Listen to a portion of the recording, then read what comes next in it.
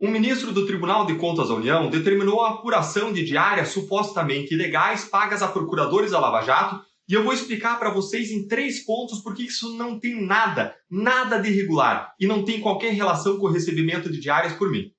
Primeiro, para montar uma força-tarefa de uma operação como a Lava Jato, com alguns dos maiores especialistas do país em investigação, em colaboração premiada, cooperação internacional, em corrupção e lavagem de dinheiro, foi preciso trazer vários procuradores e várias outras cidades do Brasil. Nesse caso, a lei do Ministério Público determina que sejam pagas diárias e passagens, que são valores para cobrir despesas como deslocamento, moradia e transporte. Pela lei, os procuradores que vinham poderiam receber mais de 20 diárias por mês, mas eles concordaram em receber 8 para economizar recursos para os cofres públicos.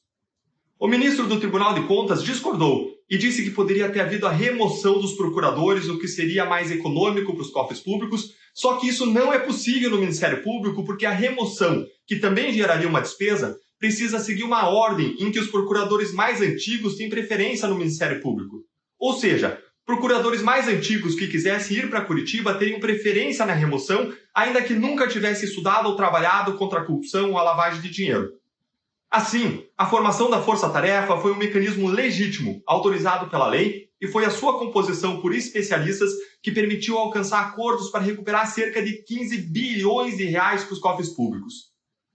Em segundo lugar, quem diz que os pagamentos foram legais, legítimos, aliás, não sou só eu, foram os 3 procuradores-gerais e os vários secretários-gerais do Ministério Público Federal que autorizaram esses pagamentos ao longo de 6 anos de força-tarefa. Foram também a auditoria interna do Ministério Público. E foi ainda a área técnica do Tribunal de Contas por 2 vezes, do próprio Tribunal de Contas. Já o ministro do Tribunal de Contas, que ocupa uma posição política, discordou e determinou o começo de uma apuração. Mas ainda serão apresentadas defesas para só depois haver o julgamento pelo tribunal, quando eu confio que o tribunal vai se ater a uma análise técnica dessa questão. Em terceiro lugar, embora o ministro do Tribunal de Contas tenha solicitado a apuração da minha relação com os pagamentos, trata-se de pagamentos feitos a outros procuradores e não a mim, porque eu sempre estive em Curitiba e não fui trazido de outra cidade. Além disso, os pagamentos são feitos pelas chefias administrativas do Ministério Público.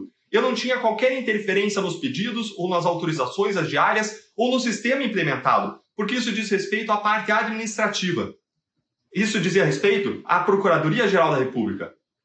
O meu trabalho aconteceu exclusivamente nas investigações e nos processos.